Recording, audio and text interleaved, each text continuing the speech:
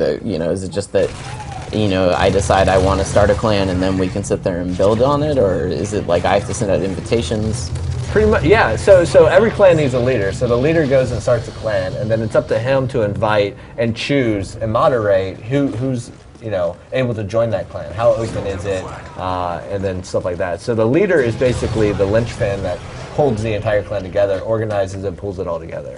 So here we are seeing another match of Team Defender, one of the new multiplayer modes for Call of Duty Modern Warfare 3. This map in particular, I think I actually really like, especially for Team Defender, because there's a couple places where you can really hole up and draw into killing fields. I also think that this is a great map for domination.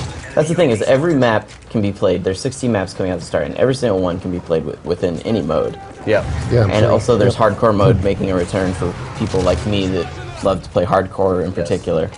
Hardcore, bare bones. So will all the map modes, Team Defender, all that, are all those available when you buy the game, or are some of these earned within the first levels that you're leveling up? Like, is it first, you're doing TDM to start? Correct, yeah. When you first get the game, only some of the standard playlists are available to you. And as you rank up and become more proficient, then you're going to unlock more of the advanced game modes, more of the advanced playlists. Because we've broken multiplayer down into standard playlists and advanced playlists. So advanced playlists are things like hardcore modes, things like mosh pits, things that are typically, not you jump in, you obviously know what's going on, because we don't want the new players jumping in there, right, being confused. You kind of warm them up with Team Deathmatch, where their only goal is to kill someone. Exactly. And then you can get them used to the idea of actually completing objectives additionally as well. Yeah, but obviously, the veteran Call of Duty players who have been playing for years, they're going to jump in and unlock those other game modes, super quickly. I think that what we just saw there was actually a really cool example of what a support class can do for their team.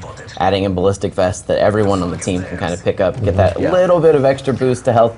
I mean, I don't think it's anything that's necessarily it's not going to make that person invincible, but with a whole team with vests, it can make the difference between a push being successful or failing. Yeah, especially in objective game modes. Like if you have a good support player, he's throwing that down just at the cover point before a dom plays. So the guy who's going to run in and try to capture, he can pick that up. Or if he sees somebody running for the flag, throw it down so that guy who's going to pick up the flag can get it, so he has a little bit more support.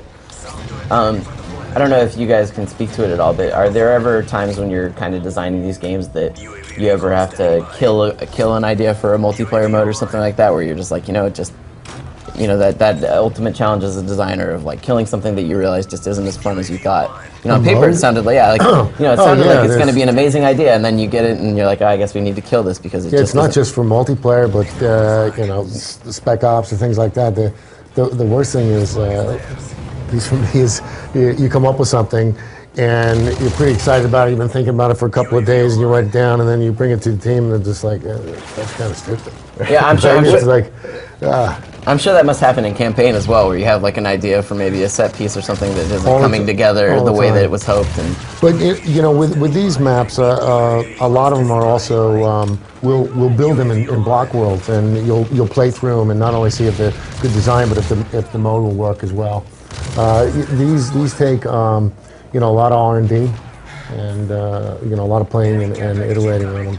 Yeah, I mean, when it comes to like weapons and kill streaks and stuff that you're adding to, the big filter that comes down is how balanced is it? Is this overpowered? Is it fun? Does it slow down the gameplay? Because if it meets any of those things, if it slows down gameplay or you're too overpowered, then it's just something that's not going to go into the game. And we'll look at different iterations of it. Like at one point we had we ended with that mini tank that you could drive around that has limitations to it. It's very slow. It's going to take you a while to get across. Once you're getting hit, it starts going all static and stuff like that. So there's balancing stuff to it. Originally, we had full-size tanks that you could call into a multiplayer map. They come crashing through a wall, and it would cover a specific point. And you look at like, okay, we like that idea. We like, tanks and multiplayer, but how can we do it in a way that's right for Modern Warfare, that stays with the, fast-paced gameplay, that sticks with that balance, but is done right?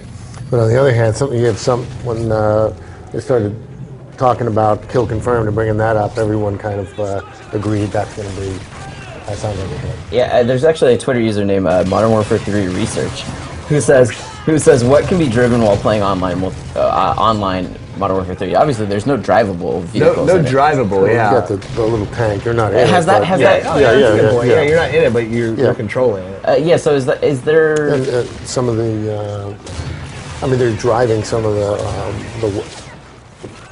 The smaller UAVs and stuff like Yeah, that. yeah.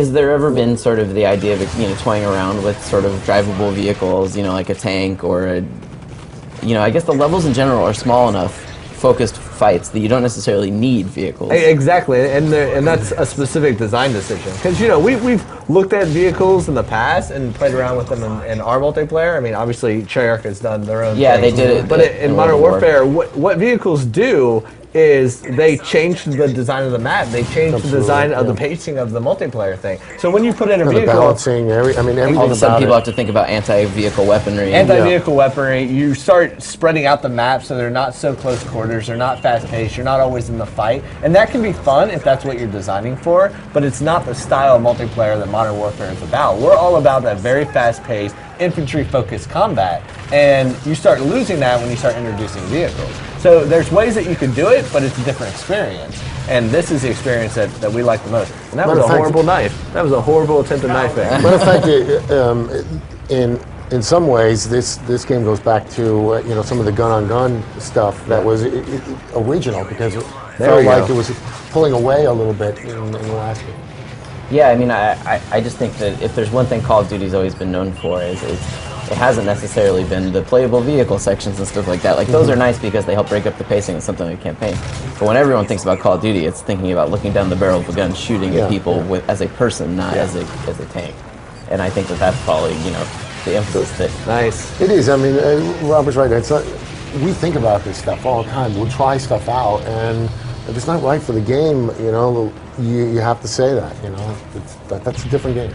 Yeah, I mean, I imagine that's just one of the hardest things is like, or maybe not for you because you've been designing games for as long as you have, but learning to like kill your cool idea that you had, at 2 in the morning, you're like, wow, this is going to be so game changing, and then you realize it's just. Yeah, I mean, I think 90% of making games is no. Like, and you have to be able to be comfortable in a room with all the other designers and be able to take no and be able to